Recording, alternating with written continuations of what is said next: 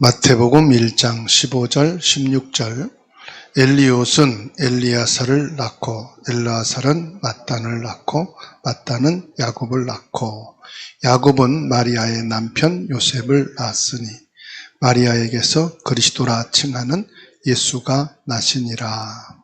아멘.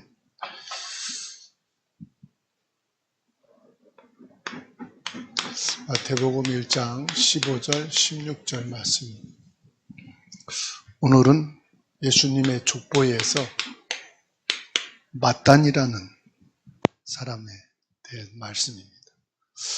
mat단이라는 이름의 뜻은 하나님의 선물이라는 뜻이에요.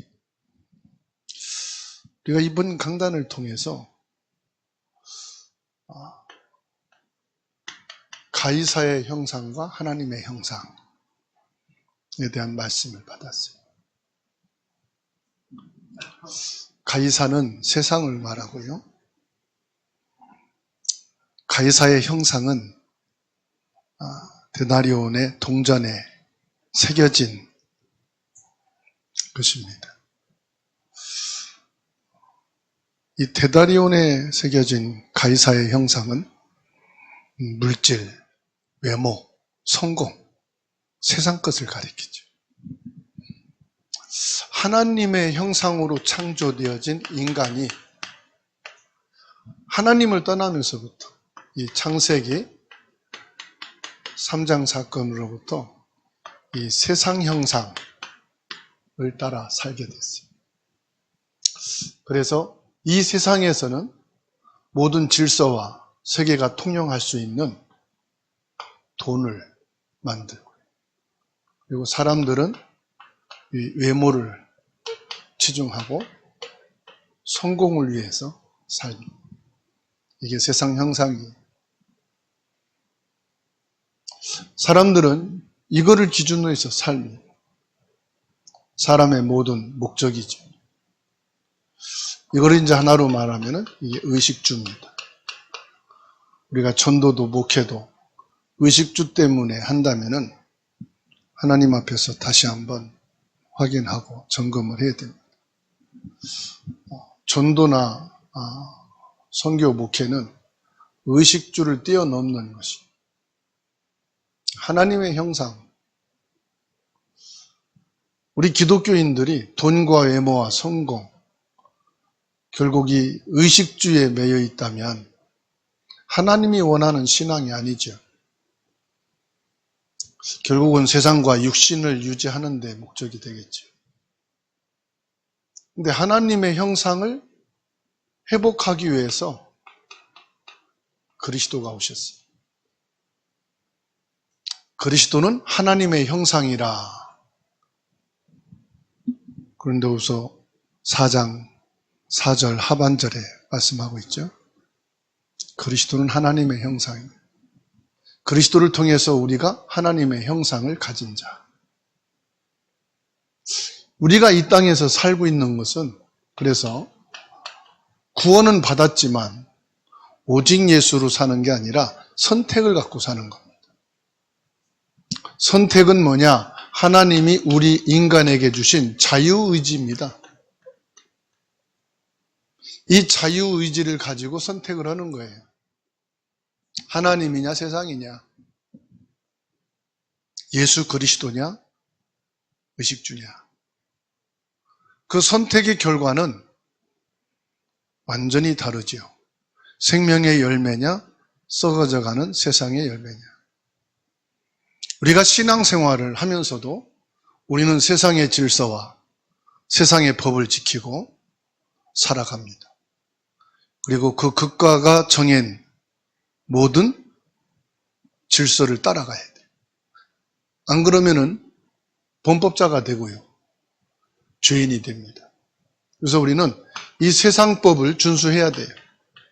질서를 지켜야 돼요. 그게 생명을 유지하는 길입니다.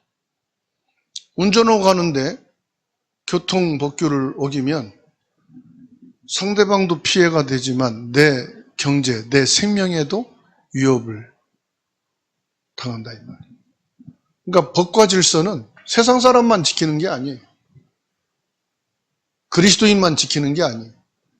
이 땅에 살고 있는 모든 사람들이 법과 질서를 지켜야 돼요. 그런데 그 법과 질서는 사상에 따라 달라요. 국가에 따라서 달라요. 북한의 법과 질서와 대한민국의 법과 질서는 달라요. 그런데 한 가지는 똑같아요. 생명 존중입니다.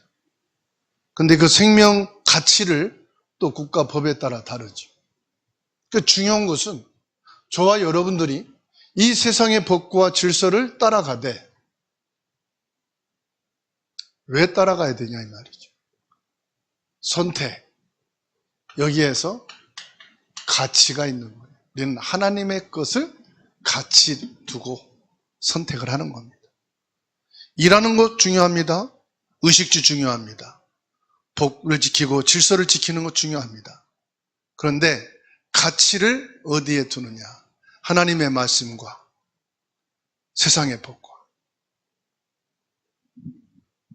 그래서 우리는 하나님의 것과 세상의 것을 똑같이 두고 뭘로 마냐? 가치를 두고 선택을 하는 거예요.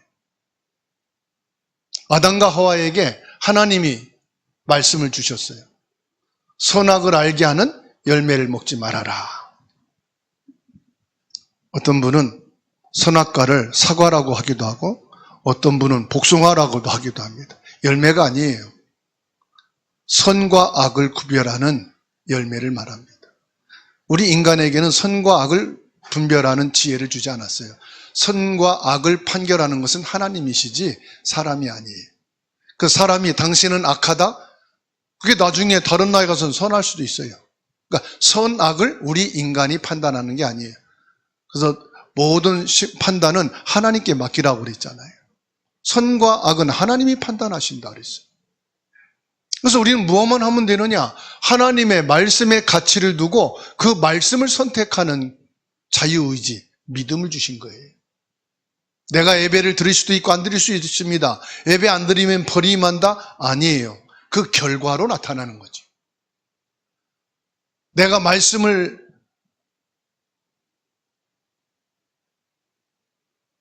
버리고 세상 것을 더 소중히 여긴다? 그런다고 버려오는 게 아니에요. 결과로 나오는 거죠. 나는 하나님의 말씀에 가치를 두고 말씀을 선택했더니 하나님이 기뻐하시고 하나님이 이렇게 인도하시더라. 결과죠. 그래서 우리는 결과를 보고 선택하는 것은 심판이 두려워서고요. 하나님이 두려워서요. 우리는 심판이 두려워서 말씀을 선택하고 기도하고 예배하고 전도하는 게 아니에요. 가치를 알기 때문에. 무슨 가치예요? 의식주와 비교할 수 없는 가치. 돈과 애모와 성공과 비교할 수 없는 더 큰, 더 영원한 가치가 있기 때문에 우리는 그걸 선택하는 거죠. 그랬더니 여기에서 주시는 뭐가 있어요? 하나님의 은혜가 있더라 이 말이에요. 그 은혜 속에서는 우리에게 뭐입니까? 구원에 대한 생명이 있더라 이 말이에요. 돈과 애모와 성공 그리고 의식주 때문에 법과 질서를 따랐더니 우리에게 오는 여러 가지 혜택들이 많더라. 혜택을 위해서는 게 아니잖아요. 그래서 저와 여러분들이 신앙생활을 할 때에 항상 기준을 두어야 돼요. 벌써 마태복음 1장 1절에서 예수님의 족보, 예수님의 족보가 42대니까 42주 동안 지금 예수님의 족보에 나온 이름을 두고 계속해서 묵상을 해왔어요. 이제 다음 주면은 야곱이 나오고 그 다음 주에 요셉이 나오고 그 다음 주에 예수 그리스도가 탄생해요. 그러면은 5월 셋째 주면은 예수님의 족보가 긴 여정이 이제 끝납니다. 여러분은 잊어버리겠지만은 저는 예수님 족보에 나온 사람들을 한 사람 한 사람씩 하나님의 언약의 흐름 속에서 바라보면서 많은 공부도 됐고 또 놓쳤던 부분도 알게 되었고 예수님 족보에 나오는 한 사람 한 사람에 대한 하나님의 언약의 관점에서 바라볼 때에 많은 깨달음을 얻게 되었어요. 그 중에서 오늘 나온 이름이 맏단이라는 이름입니다. 예수님 족보에 보면은 맏단이라는 이 이름 한 단어만 딱 나와요. 구약에도 그 이름에 어떤 행적이 없어요.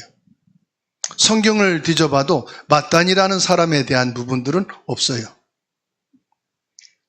그러면 오늘 맏단이라는 이 사람, 15절에 엘리웃은 엘라사를 낳고 엘라사는 맏단을 낳고 맏단은 야곱을 낳고, 성경을 보면은 동명이인, 동명삼인이 많아요. 아브라함, 이삭, 야곱으로 나오는데 오늘 이 예수님의 족보 속에서 맏단이 낳은 아들이 야곱, 그러면 동명이인이 되죠. 그 사전을 찾아보면은 동명이인에 대한 자료는 많이 나오는데 이 예수님 족보에 나오는 이 야곱에 대한 기록도 많이 없어요. 예수님의 족보에서 엘르아살 아들이자 야곱의 아버지인 맏단의 이름에 대한 하나님의 언약을 보게 되는데, 맏단이라는 이름은 말씀드렸듯이 선물이라는 뜻이에요. 선물. 또는 기부라는 뜻입니다. 선문, 기부. 예수님이 오시기 직전에 영적으로 어둡고 메시아의 소망이 희미해져 가던 시대에 살았던 맏단입니다. 다시 말하면 선지자도 없고 말씀 이상도 끊어지고 영적으로 아주 어두운 시대의 사람이었다 이 말이에요. 어두운 시대에 살고 있던 사람이다. 맏단은 예수님의 할아버지인 야곱의 아버지입니다. 하나님은 가장 어두운 시기에 선물을 보내주셨어요. 그게 맏단이에요. 여러분, 참 힘들고 어려울 때 선물을 받으면 감사하죠. 여러분들은 기억나는 선물 뭐가 있습니까? 가장 어려울 때 여러분이 받은 선물이 큰 기쁨이 되고 힘이 되었던 게 뭐가 있습니까? 지금은 뭐 그런 애가 별로 없잖아요. 제가 개척을 하고 쌀 떨어지고 양식이 없을 때 아무 관계도 없는 사람이 문을 두드리고 쌀을 갖다 주고 가고 삼겹살을 한 10인분 갖다 놓고 가고, 그런 경우가 여러 번 있었어요. 그때 참 감사하더라고요. 쌀을 떨어진 걸 어떻게 알았지. 쌀 달라는 기도도 안 하고 어디 연락도 안 했는데 말이죠. 그럼 영적으로 보자 이 말이죠. 지금 예수님의 말씀도 끊어지고 말씀 전하는 선지자도 없고 각자 자기가 들은 하나님의 말씀을 묵상하며 믿음을 지키고 살아가는 영적으로 어두운 시대에 이 맏단은 예수 그리스도가 오신다는 선물을 보내주신 거예요. 예수 그리스도가 오신다는 선물. 예수 그리스도가 오시는 길을 예비하는 선물. 그게 바로 맏단이라는 거죠. 그러면 이 맏단의 아버지 엘르아살은 이 맏단을 아들을 낳으면서 그 이름 짓기를 메시아 오실 선물이다. 메시아의 언약은 중단되지 않았다. 메시아의 언약은 지금도 계속되고 있다. 이 아버지의 믿음이 아들 맏단의 이름을 지으면서 신앙 고백을 한 거죠. 그러니까는 맏단은 그 존재 자체가 하나님의 선물, 하나님의 은혜란 말이죠. 너는 하나님의 선물, 하나님의 은혜야. 하나님이 보내실 메시아가 너로 중단되지 아니하고 연결되는 거야. 이것이 맏단 아버지의 신앙이고 믿음입니다. 사람들은 대단한 업적, 큰 역사를 이룬 사람을 중심으로 세상 역사를 기록합니다. 여러분 가문에 족보가 있죠? 족보를 보게 되면은 그 시대마다 인물들이 있어요. 벌서를 하고 큰 사회적인 공헌을 하고 일을 한 그분 이름이 딱 써 있고, 또 이제 조그맣게 쓰고, 그리고 또 인물이 나오면 크게 쓰고, 그래서 몇 대 손 누구 이렇게 나오지요.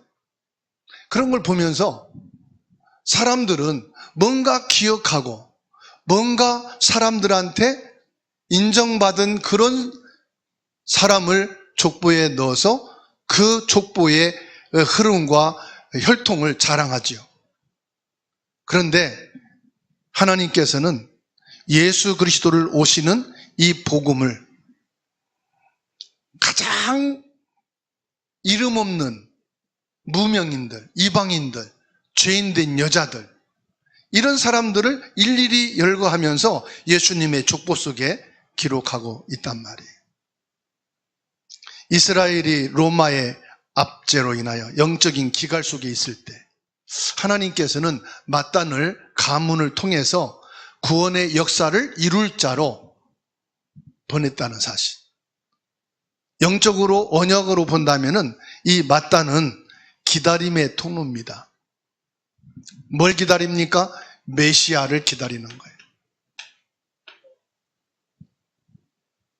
맏단은 조상들로부터 받은 믿음을 아들 야곱과 손자 요셉에게 전달을 했어요. 지금 수천 년 동안 내려오면서 하나님이 아브라함에게 주신 다윗의 자손 예수 그리스도 오실 날을 자녀들에게 계속 전달해 주고 있는 겁니다. 선지자가 끊어졌어도, 하나님의 말씀의 이상이 끊어졌어도 하나님이 주신 그 믿음의 언약이 부모로부터 자녀에게도 후대에 걸쳐서 계속해서 이 언약이 전달됐다는 사실이에요. 긴 기다림 속에 누가요? 메시아가 오신다. 지금 끝없이 주님이 오시기까지 그 후손들에게 계속해서 오실 메시아에 대한 언약을 각인시키고 뿌리 내리고 지속하게 하는 것입니다. 자기 아들 맏단을 하나님의 선물이요 하나님의 은혜로 메시아를 대망하는 삶을 살면서 자기의 삶이 끝날 때 자녀들에게 그 언약을 또 남기고 가는 부모들. 맏단처럼 저와 여러분들이 자녀를 양육하고 자녀들에게 성실하게 전달해야 될 것이 뭐냐? 하나님의 언약이라는 사실. 최고의 지식으로 전달을 하든 아니면 무식하게 그냥 언약을 전달하든 중요한 것은 자녀에게 정확한 언약을 전달하고 남기는 것이 중요하다는 말씀이에요. 이것이 결국은요, 가문 복음화로 연결이 되고 민족 복음화로 연결이 되어지고 세계 복음화로 연결되는 거거든요. 그래서 저와 여러분들이 대단한 큰 업적을 보지 말라는 거예요. 그건 하나님이 주시면 가는 것이지 내가 어떤 큰 역사를 이루겠다, 그게 동기이고 그게 욕심이죠. 내 힘과 실력과 한계를 뛰어넘는 계획과 목표를 세우는 것은 욕심이거든요. 하나님이 나의 환경과 나의 형편과 나의 처지에 맞도록 주신 그 언약을 묵묵히 믿음으로 그 언약을 따라가는 것이 저는 신앙이라고 봅니다. 되지도 않는 것을 요즘 젊은 사람들이 흔히 말을 하잖아요. 영끌이다. 모든 것을 끌어모아서 뭔 역사를 이루겠다. 그런 사람 치고 하나님 앞에 인정받은 사람들이 많이 없잖아요. 그래서 다윗도 결국은 저 양우리에서부터 응답받아 가기 시작했잖아요. 우리가 복음운동의 시작도 작은 형편없는 시설과 그런 힘없는 자리에서부터 시작해 왔잖아요. 저와 여러분의 신앙도 마찬가지입니다. 하나님이 크게 역사하시면 크게 복음이 나타나는 거고, 소리 없이 성령께서 역사하시면 소리 없이 복음이 증거되면 되는 것입니다. 그래서 내 힘으로 내 어떤 동기와 목적을 가지고 하는 것이 아니라 하나님이 주신 그 선물을 따라서 인도받게 되기를 주님의 이름으로 축원합니다. 우리가 복음을 깊이 누리지 못할 때, 복음을 깨달았고 복음에 충격받고 복음에 은혜 받을 때 야, 나도 뭔가 이룰 수 있겠구나, 하나님이 역사하시겠구나, 예수 그리스도면 되고 끝이구나, 거품을 물고 뜬구름을 잡을 때는 왜 이렇게 안 되고 힘드는지 몰랐단 말이에요. 그런데 하나님이 주신 그 선물, 내가 하나님이 주신 선물이고 여러분 가정이 하나님이 주신 선물이고 여러분에게 주어진 그 기능과 현장이 하나님의 선물인데 그 하나님이 주신 것 속에서 언약을 누리는 것이 큰 하나님의 응답이요 역사를 이루는 것인 줄 믿으시기 바랍니다. 그래서 나 존재 자체가, 우리 존재 자체가 하나님의 선물이다. 우리의 삶은 우연이 아니라는 것이지요. 하나님이 예비하신 세밀한 축복의 통로라는 사실이에요. 축복의 통로라는 것은 뭘 말합니까? 복음의 통로가 된다 이 말이에요. 저와 여러분들은 복음의 통로가 되는 줄 믿으시기 바랍니다. 하나님은 아담에게 하와를 보내주셨듯이 우리가 하나님의 사랑을 배우고 하나님의 복음 안에서 성령의 인도를 받으면 되는 줄로 믿습니다. 아담이 하와를 만나고 선택한 게 아니에요. 아담이 선을 보고 하와를 선택한 게 아니에요. 하나님이 아담에게 하와를 만들어서 아담에게 인도해 줬어요. 그렇죠? 그러듯이 전도는 내가 하는 게 아니에요. 하나님이 예비하신 자를 나에게 붙여주시는 게 전도예요. 제자는 뭐냐? 하나님이 준비된 자를 나에게 연결시켜 주셔서 하나님의 일을 이루는 것이 제자입니다. 그런데 우리는 내 실력과 내 능력과 내 메시지를 가지고 감동을 주고 답을 주고 감화를 시켜서 나의 제자가 되게 하려고 하더군요. 그러다 보니까 제자가 없다고 말합니다. 나를 위한 사람뿐만 아니라 나를 연단시키는 사람도 나를 영적으로 성장시키기 위해서 보낸 사람이에요. 영적인 성장. 꼭 우리가 응답만 있어야 영적 성장이 아니잖아요. 어린아이가 한참 아프고 나면은 큰다고 그러잖아요. 한참 아프고 나서 말도 배우고 그런다고 그러지 않습니까? 우리에게 도움 주는 사람도 있지만은 나에게 시련을 주는 사람도 있어요. 이 모든 것이 합력해서 영적인 성장을 이루게 하시고요. 더 복음에 든든히 뿌리 내리고 믿음에 서게 하는 줄로 믿습니다. 성도의 교제 안에서 성령님께서 함께 하시고 성도와의 만남을 통해서 기쁨을 맛보게 하는데 그 기쁨이 뭡니까? 복음의 기쁨을 맛보게 하는 거예요. 떨어졌던 부모 형제들이 만난 그 기쁨, 친구와 친구가 헤어졌다가 만나는 그 기쁨이 얼마나 가던가요? 다 유통기한이 있어요. 근데 복음 안에서의 기쁨은 영원합니다. 진짜 복음과 복음 안에서의 기쁨은 떨어져 있어도 소통이 됩니다. 그래서 여러분 부부간에도 뭐가 다 갖춰져야만 행복하다. 그거는요 세상 형상이에요. 세상이 기준이에요. 세상 기준으로 아무것도 갖춰지지 않았어도 내 안에 그리스도로 기쁨이 있고 아내의 마음에 그리스도로 기쁨이 있으면은 그게 평안이 있어요. 그것으로 인한 행복이요 참된 행복입니다. 그런데 세상에서 배우고 보는 것이 있어요. 그래서 야, 우리가 그래도 집이 하나라도 있어야 되고 우리가 그래도 머물 곳이 있어야 되고 그렇게 말을 하잖아요. 지난번에 우리 교회에 왔던 선교사님 부부는요 자녀가 없어요. 그래서 이제 이분들이 이렇게 현장에서 선교 사역을 한단 말이에요. 그러니까는 한 분씩 가서 사역을 하고 하면 물어보는 게 그거래요. 아이, 사례는 선교사님들은 얼마씩 받느냐고. 우리 사례 없다고. 그럼 노후는 어떻게 할 거냐고. 저는 자녀도 없기 때문에 노후가 없다고. 그냥 선교비 들어오는 대로 100% 다 그냥 선교지에 쓴다.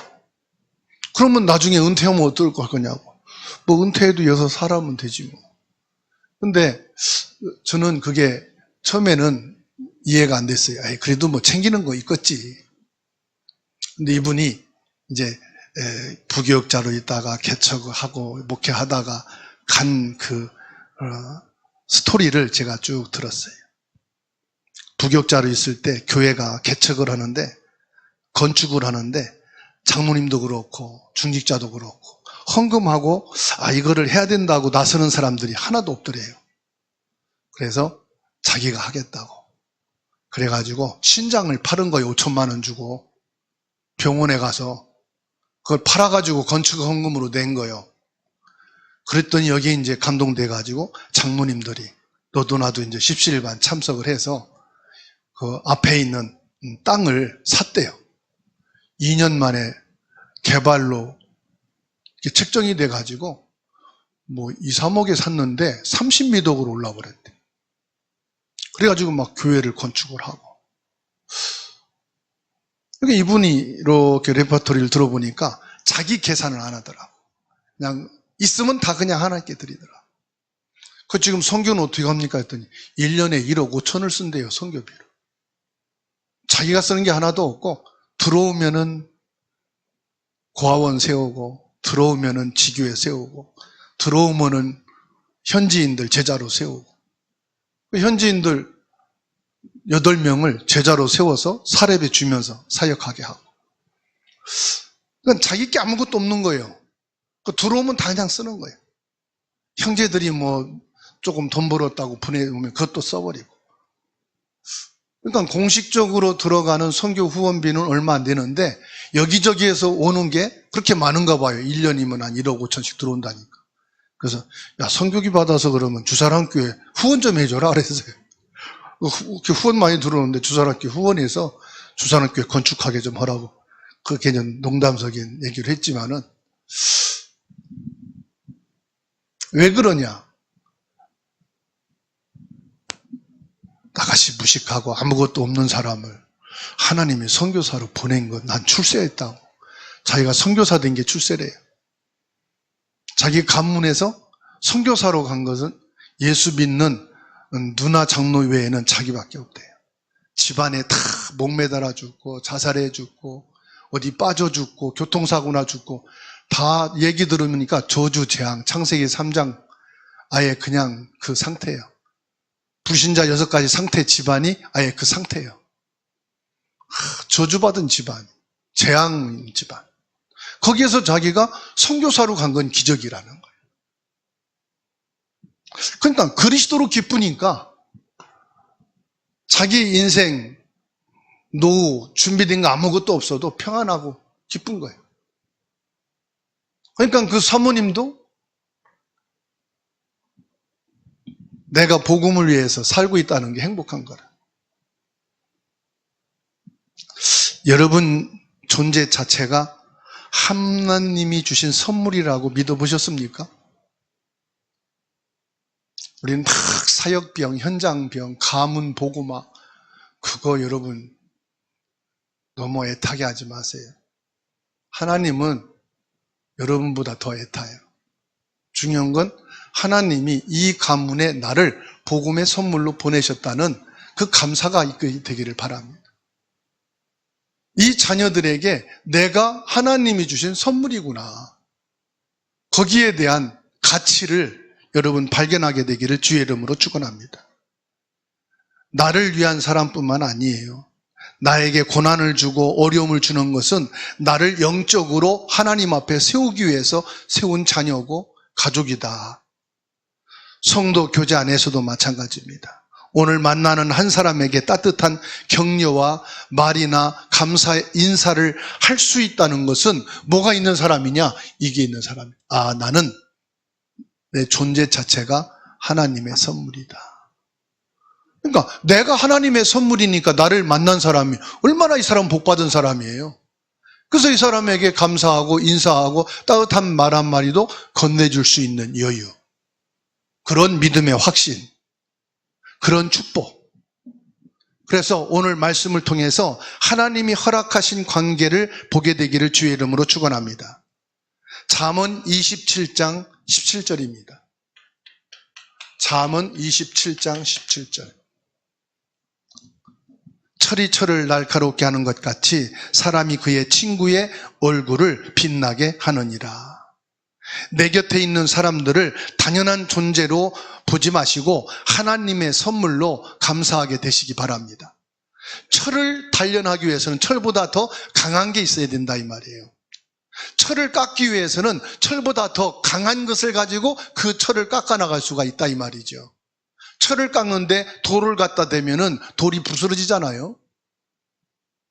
그러듯이 저 사람이 나쁘다, 저 사람이 믿음이 없다, 저 사람이 언약이 없다, 그 사람보다 내가 더 복음이 확실하고 언약이 확실하면은 그 사람을 바꾸고 연단할 수가 있다 이 말이죠. 우리가 언제까지 안 믿는 가족을 보며 원망하겠습니까? 믿음이 없는 사람을 보면서 우리가 불신앙하겠습니까? 어찌 복음이 없는 세상과 사람들을 보면서 불평하겠습니까? 그렇다면 나는 그들보다 더 믿음이 없는 사람이고 영적인 힘이 없다는 얘기잖아요. 나보다 믿음이 없는 사람이 있다면은 그러면 나를 믿음의 사람으로 세워서 저 사람에게 붙여줬지. 복음이 없는 저 사람에게 내가 복음이 있으니까 붙여줘서 저 사람이 복음을 알도록 눈을 열어가시고 복음으로 인도하신 것이 아니냐. 그 말씀이 잠언 27장 17절 말씀입니다.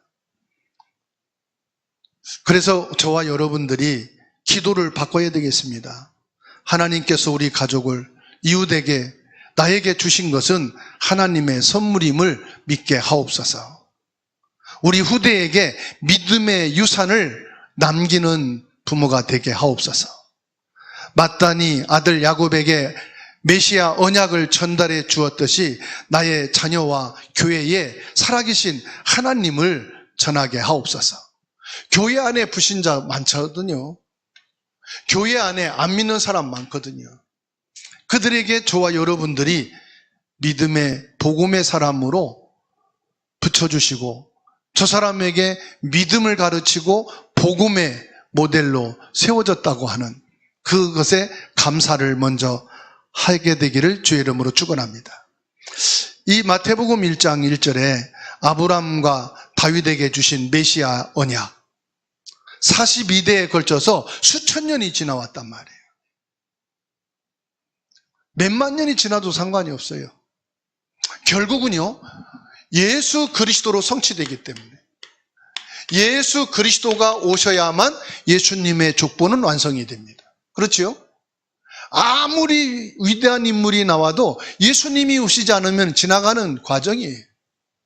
이름 없는 무명의 사람이 세워진 족보라도 예수님이 그 앞에 왔다. 그 사람은 예수님 족보에 쓰임받은 그 생명책에 기록된 이름이에요. 족보 속에는 연약한 자, 이방인, 죄인들의 이름이 포함됐듯이 예수님은 모든 인류의 구원자로 오셨음을 말씀하고 있어요. 지위 고하를 막론하고 모든 사람을 구원하시기 위해서 오신 분이 바로 예수님이시다. 그래서 예수님의 족보는 훌륭한 사람만 기록한 게 아니에요. 정직한 사람만, 윤리도덕으로 깨끗한 사람만 세운 게 아니에요. 죄인도 들어가고 이름을 대면은 부끄러울 만큼 가리고 싶은 사람도 들어가고. 왜 그럴까요? 하나님께서 구원하실 대상은 차별이 없다 이 말이에요. 구별이 없다. 모든 사람은 구원의 대상이다. 그런데 우리가 사람을 구별하고 있잖아요. 내가 사람을 차별하고 있잖아요. 그렇지 않습니까? 국가 간 차별하고, 그리고 사람의 높고 낮음을 차별하고, 있고 없음을 차별하고, 교회 안에서도 사람을 구별하고. 예수님은 육신의 혈통으로는 오지 않으셨습니다. 성령으로 잉태해 오셨습니다. 그럼에도 불구하고 육신의 혈통을 귀하게 여기셨습니다. 왜냐? 세상의 법과 질서를 지키면서도 하나님의 영적인 성령의 역사를 이루어 가셨다는 사실이에요. 그래서 저와 여러분들이 이 세상의 형상을 따라서 이 형상으로 내려왔지만 우리의 영원한 형상인 예수 그리스도로 하나님의 형상이 내 안에 이루어져서 내가 구원의 축복 속에 오게 되어진 것은 예수님께서 오신 그 족보만을 가지고도 충분하다는 사실이에요. 아브라함과 다윗의 자손 예수 그리스도의 계보라. 마태복음 1장 1절에 말씀하고 있습니다. 내 삶의 과거와 현재 속에서 하나님은 어떻게 일하고 계셨는지 돌아보면 됩니다. 여러분들의 어린 시절을 과거, 지금 살고 있는 현실, 앞으로 살아갈 미래, 이것이 하나님의 언약과 동떨어진 것이 아니고 하나님의 언약 속에서 이루어져 가는 오늘이라는 사실이에요. 이거를 가리켜 여정이라고 하지 않습니까? 오늘의 나, 지금의 나, 나의 이름이 어린 양 생명책에 기록되었음을 감사하시기 바랍니다. 예수님의 족보는 예수님이 오신 것으로 성취되고 끝났지만 예수 그리스도께서 십자가를 통해 완성하신 이 복음은 모든 불신자들에게, 이방인들에게, 아픈 자와 후대들에게 이어져 가 결국은 주님이 이 땅에 재림하시는 날로 세계 복음화 청년왕국이 이루어지게 됨을 믿으시기 바랍니다. 그 일을 위하여 하나님이 저와 여러분들을 천국 생명책에 기록하셨다는 말씀이에요. 내가 만나는 사람들에게 생명의 족보가 들어가도록 뭐 하는 겁니까? 전도하는 겁니다. 단순히 이 사람을 예수 믿게 하는 정도가 아니에요. 단순히 이 사람을 교회에 등록시키는 게 아니에요. 하나님 나라 생명책에 기록되어지는 것이 전도 중에 전도의 결론인 줄로 믿으시기 바랍니다. 그래서 이 사람이 어느 교회에 가서 신앙생활을 잘하느냐가 아닙니다. 이 사람의 생명이 하나님의 생명책에 기록되어지게 하는 것이 최종 전도의 결론입니다. 전도의 목적입니다. 이 세상이 아무리 요동치고 내 계획이 어긋날지라도 하나님을 믿는 신실한 믿음의 사람이 되기를 기도하시기 바랍니다. 내 인생의 모든 수고와 노력이 예수 그리스도를 증거하는 삶을 살게 하옵소서. 그게 전도자의 삶입니다. 만물의 조상, 믿음의 조상들처럼 우리 후대에게 예수 그리스도의 복음의 족보를 물려주는 통로가 되기를 주님의 이름으로 축원합니다. 결론입니다. 내 삶에서 당연하게 여겼던 것에서 당연한 것이 아니고 이것은 하나님이 주신 선물이구나. 하나님이 나에게 주신 선물이었구나. 부부관계, 부모와 자녀관계, 여러분 혈족관계와 친구와 이 모든 관계는 하나님이 주신 선물로 이루어진 것을 믿으시기를 주의 이름으로 축원합니다. 마따는 엘라살 아버지에게서 받은 신앙을 아들 야곱에게 이어주었습니다. 이것이 마따니 한 사역입니다. 저와 여러분들이 눈앞에 드러낼